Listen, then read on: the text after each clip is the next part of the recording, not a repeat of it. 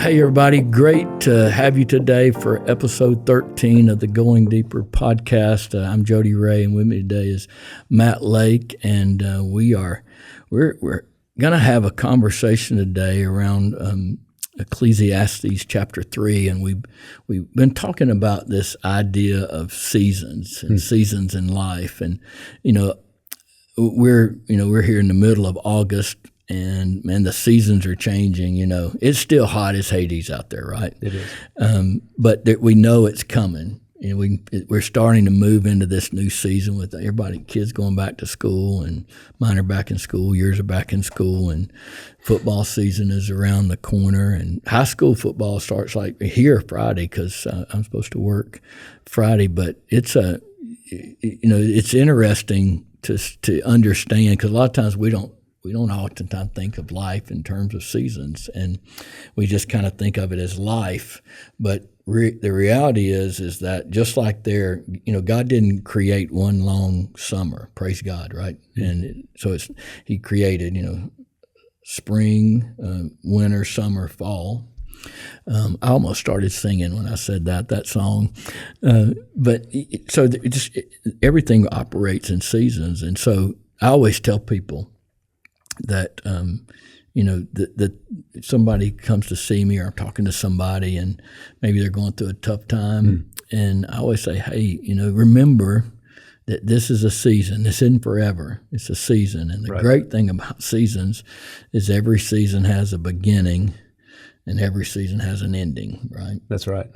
Yeah, I think sometimes the hardest thing for us is to recognize some of those seasons, like when is a new season beginning? When is a new season that current season ending? Yep. You talked about this on Sunday, and it resonated in my brain. Like, man, how can we recognize the stopping of a certain season into something new? It's real easy when you talk about school and kids and football and all that. There's a very recognizable break that happens. But sometimes for us, we're in a season and we're trying to find the end of that season because it's difficult. Yep. And we just park ourselves in that season and we never kind of cut loose. And so it's hard sometimes to find the end of that season and to move on into the next one. Yeah, I think sometimes one of the ways that we understand that a season's coming to the end is we start, you think about there's this rhythm that you were in, and it's a life rhythm that used to work. And all of a sudden, it doesn't work anymore. It's hard. And so what we often do is we try to keep making it work and keep doing it. And so we start getting frustrated. Why is this not working? And why have things changed? And a lot of times what we need to do is step back and say, and this is a new season. This is a new time. And we have friend groups and so they're, I think back, when our kids were younger and we had friends that we were with a lot and kind of raised our kids together, so to speak.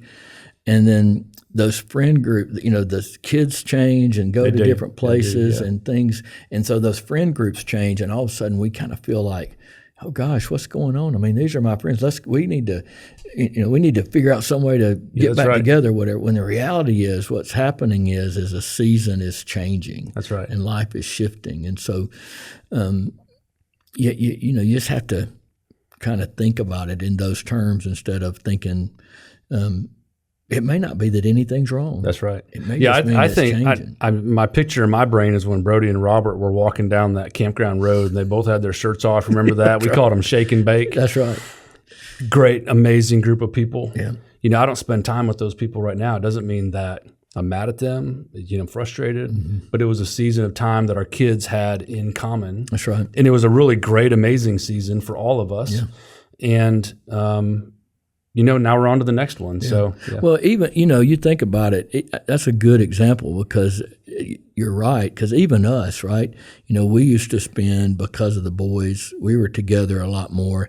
And now, Brody's riding bikes and Robert's fishing, and so it just, and you're invested. I mean, heck, y'all just did a loop around the West. Right. Felt like a loop around the world, man. Is what we did. Right. Yeah. And so it was good though. It was great. Yeah. Just it's time and planning and all that goes into that, and then things just kind of naturally kind of move in other directions. Yeah. And right.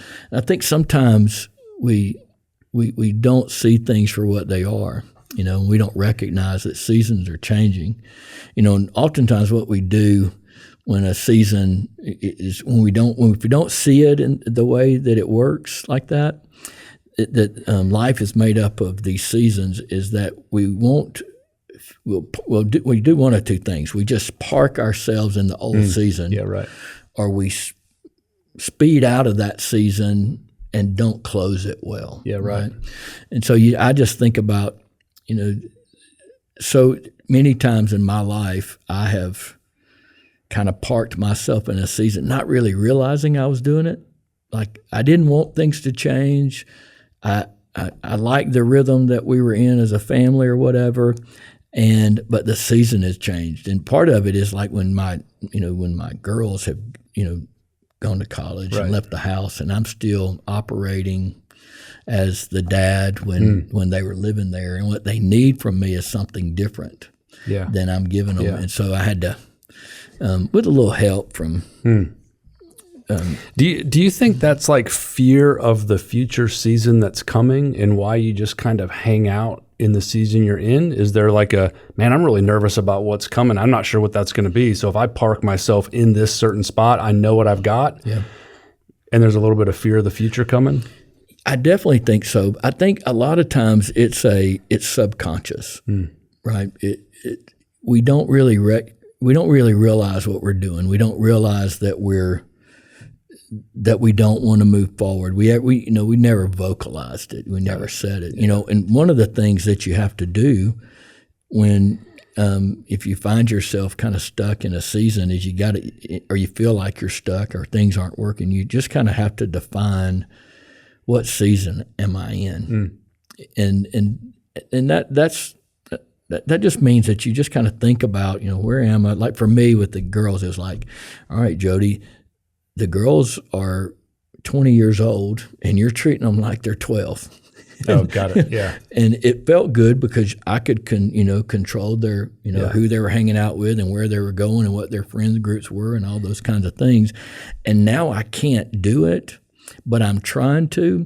And I know I can't do that. I mean, I know I can't do it, but subconsciously I'm still trying to manage things like they were little girls. Yeah, right. And I think all of us as parents deal with that to some degree. 100%. Where we just, they have new rhythms, and if you're not careful, we can get our feelings hurt because of it, right? Yeah, right. Like, nobody called me today. Kind of thing, right? They didn't ask me about that decision. I thought we were going to talk about it. That's right. Yeah, and you didn't talk about it. And so me having to go, hold up, man, this has changed. And the great thing about it is it's changed. And so one of the things you talk about is if my girls are out and doing their thing and working, and one's graduated from college, one's working and going to college, and if they're just sitting in the basement playing video games and they're 21, 24 years old, that's a problem. Yeah, right? It is. And so it's celebrating what was. Yeah, it's good. But then moving into where you're, to what's next. And there's always going to be a next. There's always going to be a next. I mean, we don't like change, and all of us to some degree don't like change, right? There are certain things I don't care if they change or not, right?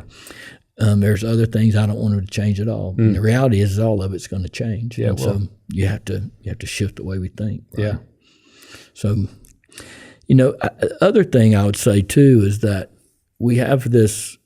I try to talk to people all the time too, including myself, is that when you're going through seasons coming to an end and a new one starting, like for just the school thing, right, or a new job or whatever it is, we have this perception of the way life and reality should be. We perceive, like we're saying, well, this is what's going to happen. So we have it in our mind that X is going to happen.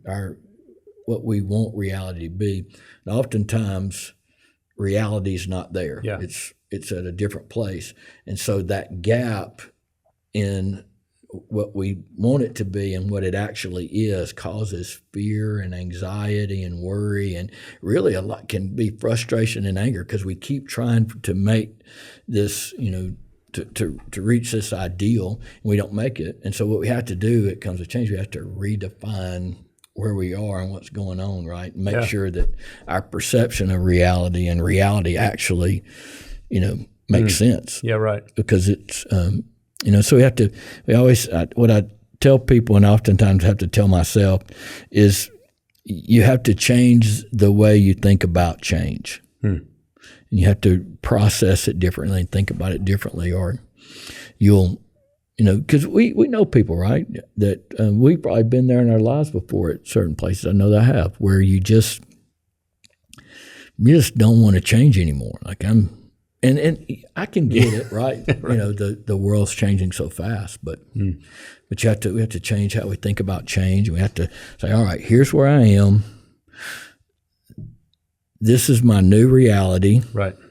And how am I going to make this transition? And part of it is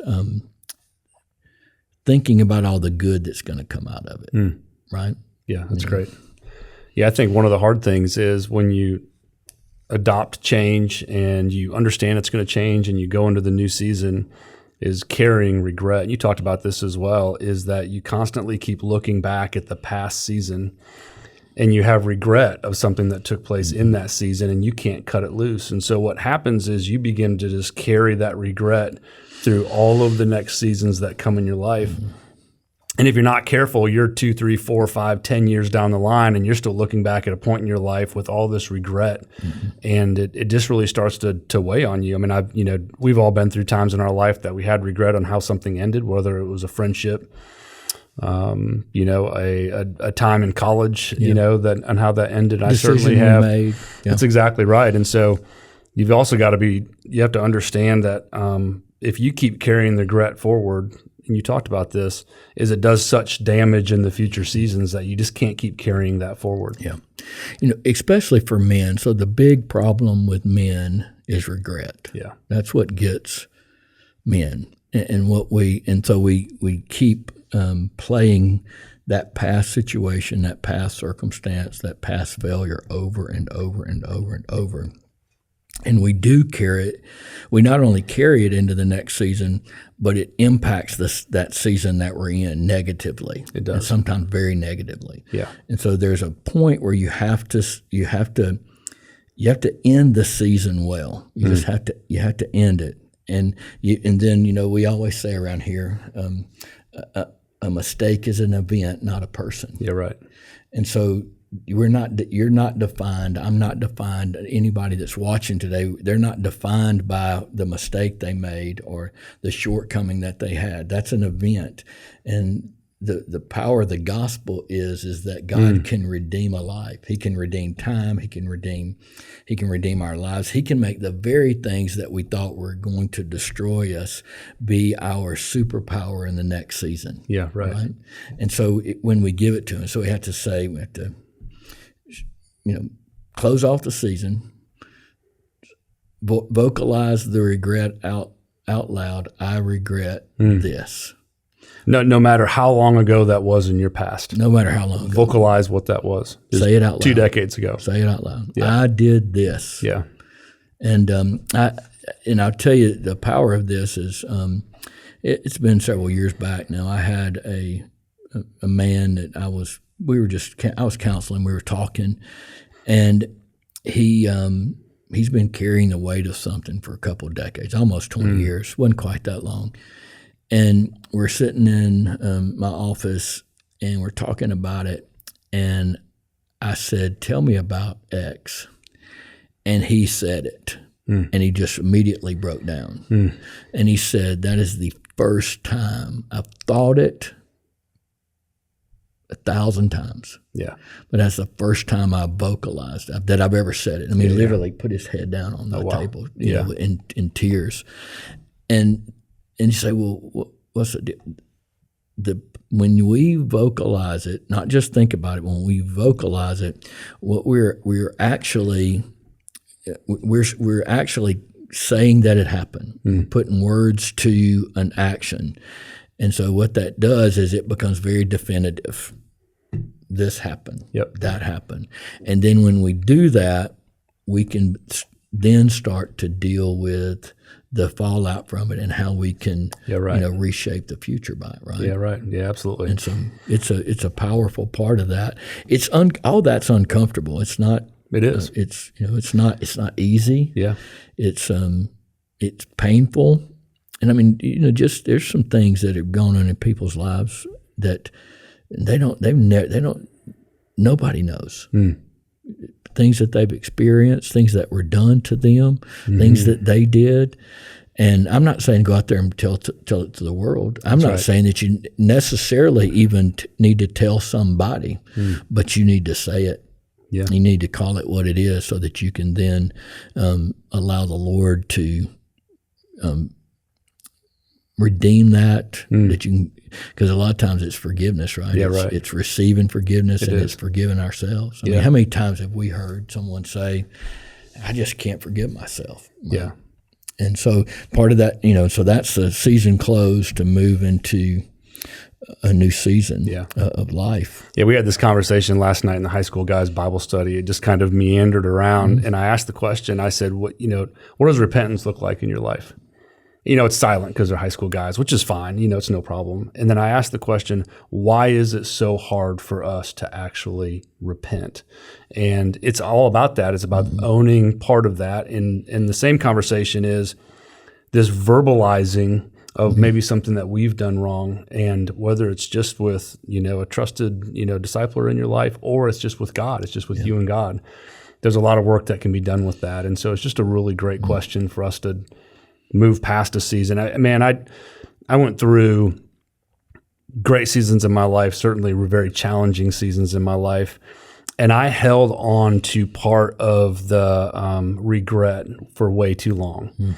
And it was a season of greatness, and that actually led to not being great. So played baseball all through college. You know this story. I played baseball all through college, had an opportunity to play professionally, was paid to play baseball, which was really, really great. And through a series of kind of some really difficult, stupid decisions that were made along the line, that ended a lot earlier and not along the lines that I wanted it to. And so I jumped into what I thought was the next season, but what I did was I carried all of this regret around like I had a big old backpack on. And I just run into the next season, and then there was still all of the same things that led to an unhealthy ending of baseball was still with me in the next season. And it took a really long time to recognize that all of the things that happened during the baseball season of my life, they were actually positioning for something far greater than I ever thought it would be. And it was to impact people so they didn't make those same decisions. And so that's what I believe the Lord has put in my life. But it took me to actually cut loose of the regret from that season in my life to actually move on to the next one. And that's a process sometimes. But you got to cut loose. Yeah, because, somebody listening to that, what that looks like is that you could have, because we've known people who whatever that regret is or whatever that mistake, they just carry that on and on on and on. And like there's, you don't just get to a certain age in life and that just goes away. I mean, you can literally carry that to the grave. But for you, you may have carried it a couple of seasons, but there came a point where you said, that's it. This has got to end. It does. And it's not just it's dealing with it, but it's surrendering, it's crucifying it, it's the whole thing, right? Because it determines, that's we always how I'm living today has consequences, and how I'm living in this season has consequences, good or bad, positive or negative, in my next season. Right. And so I keep if I leave the season I'm in and I take the negative things I'm doing into the next season or the good things that I'm doing in the next season, that's going to determine my outcome. That's going to there's consequences for everything. And so there's a great part of that. And the great part is that I think one of the reasons that God did seasons, or maybe was one of the benefits of this idea of seasons for everything, is that there's always a new start. Right? They're wired in. You think about it, they're wired into the physical world. This idea of new starts, season change, going back to school. What happens at the first of the year? There's all these built into our culture. These times for new seasons, one to end and for another to start. But there's also a spiritual aspect of it that we just as we age, right? As we, and how we move through the seasons of life, and God uses us and speaks to us in different ways in those different seasons. And so it's kind of an awesome thing, because if you're in a really crappy place right now, hey, it's not forever. Yeah. No, totally agree. That's so good. The thing that changed everything for me is you talked about this idea of verbalizing it, right? And so you had regret in your life, whatever that might have been in that season, and verbalizing it, is I had to ask the Lord, why did I go through what I went through? And how am I supposed to use it now in the future? Because there's a reason that it happened. I had to acknowledge the fact there was a reason that it happened, and the reason was me. It was all Matt. It wasn't anybody else's fault. But I had to get to the spot of, okay, God, what's my purpose now? There's a purpose and a plan that you have coming out of this. Just let me just kind of run alongside with you on that one and follow that. And that's what changed everything, is it actually allowed me to cut loose just personally, like, okay, hey, it's all right. Yeah. It's okay that I went through that, because I went through it for a reason. I wouldn't trade it. I don't want to go through it again, right? But I wouldn't trade it for the experience that I have now. And so that's what changed everything for me. So I think it's really good when we talk about, hey, you've got to verbalize it if there's regret in your past. And then I would add on to that, you've got to ask the Lord what the purpose and the plan is past that. And I really believe that helps you really healthily take steps into the next season of your life. Yeah, that's right. For me, I would say it just a little bit differently. Just for me, it was, Lord, how can you use the brokenness that is me? Like all this stuff. I mean, like there were all these things that I was dealing with that were outside of I didn't necessarily do anything wrong this time. Like there was a whole bunch of times where I did, but this one was, death and divorce and someone cheating me, and and you're trying to do the right thing, and I'm like, and so you come to a point where you just you throw up your hands. And I remember my roommate from Ole Miss. This was a number of years later after college, and I was in the middle of all this, and he like, man, I don't know that God likes you very much. Oh wow! And he was saying it tongue in cheek, but the reality was I was actually having some of those thoughts. Like, and maybe God just don't like me for me to have to keep going through these things that so there was this moment of kind of, man, I give up. But and I've told that story, but the moment of coming out, so I went, I'm having this moment, I'm praying, I'm like, Lord, I have been on Jody's plan. Because what I recognized was, man, I'm doing the right things and going in a good direction. There's nothing wrong. It's not sinful, but it wasn't God's plan. And I recognized that, man, this is good, but there's a greater. And so it was kind of like, Lord, I've been on Jody's plan for, it ain't working out for me. God was over here running on the highway, and you were on the frontage road. That's right. And every now and again, you'd kind of look over and be like, hey, am I close? That's right. But you weren't actually on the same path, right? And then once you figure that out, like you said, and what I went through, it doesn't mean that everything's just peachy after that. It doesn't mean that we don't go through issues, but you go through them in a different way because you recognize you're where you're supposed to be for this season. Right. Right. And there's, you and I are in a season working in a church, and there's a time out there where that season's going to end. Right. Just aging out. Right. Yeah. Right. Can that first. start? That's right. That's right. That's right. I'll go first. And but so we have to be real careful too, because we'll kind of close on this. Is that don't look at the next season, and because there's a next season, you may not know what it is. You may not can define it. It may haven't come into. It's not clear yet, but there's another season coming, and so don't be fearful of the next season, especially if you're walking where you're supposed to be, just in how God wants you to live your life, and you're not there. Then get there. Yeah. But look at that next season and say, you know what, I'm a little bit nervous about it, and I'm not sure how this is going to work out. But man, this is God's with me, and this is the direction that we're going. Because when you come out of a season, and when a season ends, you start to feel a little chaos. And let me tell you what I mean by that. It's like when you've come out of summer, and you've got your kids, and you're starting to school, and that first part of August, with this new rhythm and new season and grade change, and it seems like everything's chaos. I mean, we feel it around here big, right? Absolutely. Yep. That chaos doesn't mean that God's not in control. It means that in fact, it means that God's not only in control, but He's moving your story forward. It's not that He's not out of control of your story. He actually is moving. It's a promise that your story is moving forward. And so when you enter those seasons, don't say, "Oh my gosh, everything's broken." No, recognize where you are. Yeah, recognize that that things are changing. A new season is upon you, and then leave this one well, so that you can enter this new one in the right way. Yeah, that's good. And just trust and believe that God is with you. Yeah, I mean, it's good.